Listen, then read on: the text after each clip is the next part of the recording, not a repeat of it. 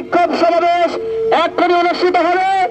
আমি সকলের দৃষ্টি আকর্ষণ করছি, আমাদের পথসভা র্যালি অত্যন্ত শান্তিপূর্ণভাবে হবে।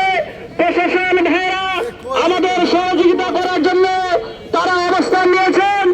আমরা সকলেই দিনদার আলেমেরা এবং তৌহিদি জনতা রাস্তায় আমরা সম্পূর্ণভাবে দুটি লাইন হয়ে আমরা এদিকে পাম্প পর্যন্ত আর ওদিকে কলেজ ওদিকে হলের মোড় পর্যন্ত র্যালি করে এসে আমরা যাত্রী সাহেবের পশ্চিম পাশে অবস্থান কর্মসূচি করে আমাদের বক্তব্য শেষ করে দোয়া করে আমরা শান্তিপূর্ণ সমাবেশ শেষ করব।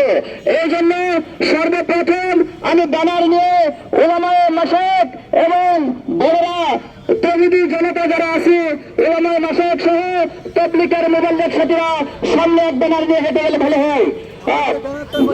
মাওলানা মুফতি ওমর ফারুক সহ এবং মাওলানা সহ যারা আছেন সামনে দিকে আগে যায়। ব্যানারটা খুলতে গেছে, ব্যানার খুলতে গেছে তো